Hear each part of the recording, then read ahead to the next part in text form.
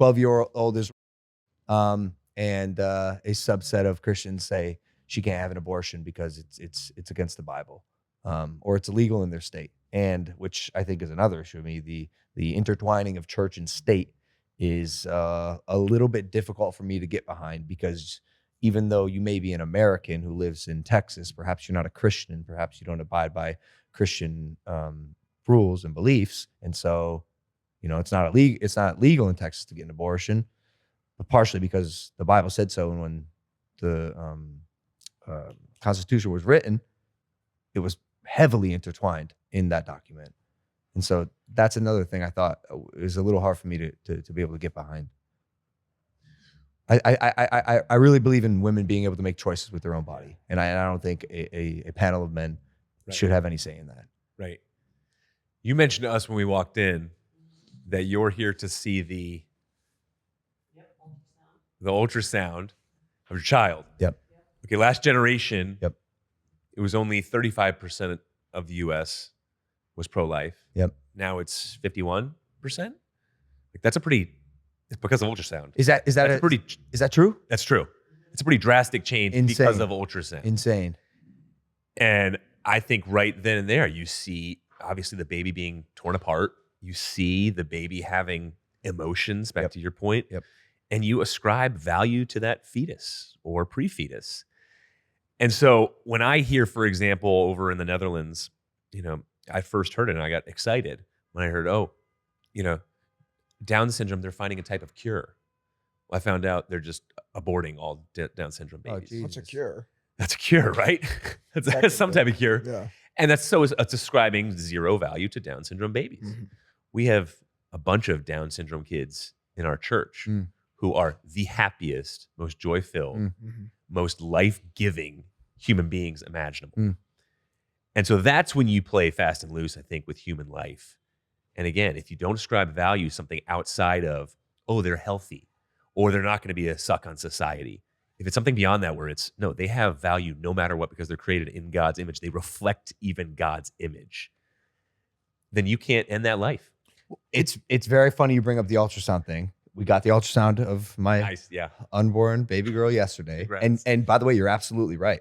I'm super pro-life. I always will be. I think it's weird for anyone to decide what anyone else does with their body. That's insane. Well, let me. Let me. I just want to. I just want to. I saw the ultrasound yesterday.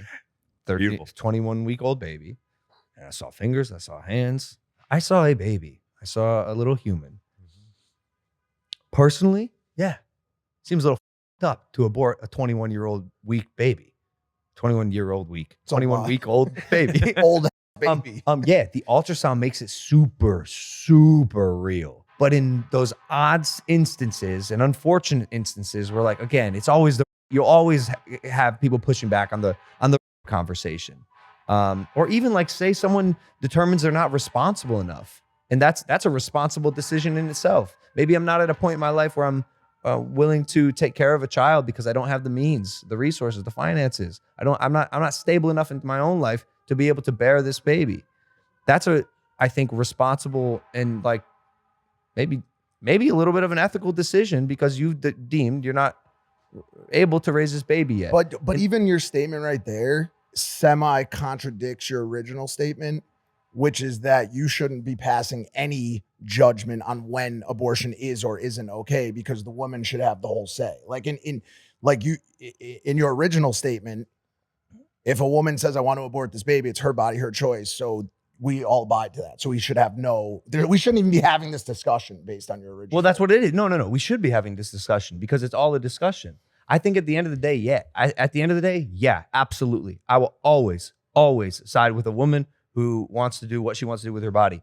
I believe that. So if Nina came, sorry to murder your baby again for the third time today. If Nina came up to you today and was like, listen, like I'm having second thoughts here. Yep. What I would do is have a prolonged discussion with her that I hope she'd be receptive to.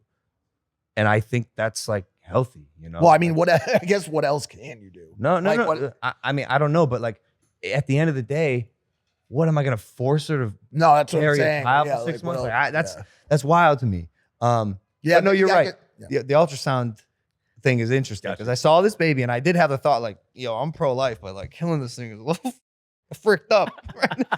if I were to like make that decision is wild. But you know, in the instances of the most unfortunate circumstances, based on your scripture, you're still unwilling to be okay with that decision of killing an unborn child, even if it was a product of. The Bible never uses the word abortion. Okay? The Bible does say we're not to murder. And murder is killing motivated by selfishness, hatred, or revenge. Obviously, there's such a thing as self-defense, which is different ethically. So murder is killing motivated by selfishness, hatred, or revenge. All right, so then obviously the hard question is, when does human life begin? Yeah. Right? That's the hard question. It's the question. Yeah, for sure. Now, in every major university hospital in the United States, if a body lying on an intensive care bed has brain activity and heartbeat, doctors and nurses are legally and medically responsible to do everything within their power to sustain that life. So between 6 to 10 weeks after conception, that, quote, little piece of skin in a woman's womb has both heartbeat and brain activity. It has the credentials to merit Thank what we you. consider life. Okay. That makes a lot of sense to me. Okay, good. So then the difficult question becomes, well, what about before 6 to 10 weeks? All right.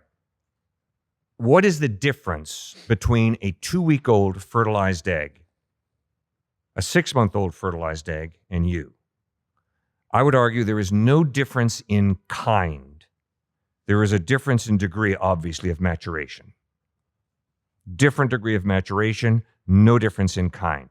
100 times out of 100, that little fertilized egg is going to come down a woman's birth canal, never as an alligator, never as a chicken or a bunny rabbit, 100 times out of 100 as a baby, as a human life. So therefore, I would argue that before 6 to 10 weeks, even though there is no brain activity or heartbeat, you've got a human being there because there's no difference in kind, just in degree of maturation. So that is why I would be very, very hesitant to go down the abortion path. Makes sense. Does that make sense? It totally makes sense. I guess I'll always fall back on like, we can sit here on this couch and like talk as men about what we think about it, but man, like men making decisions for women like really irks me. Hey guys, if you like that clip, hit the subscribe button, and if you want to see more zany clips, click the video right here.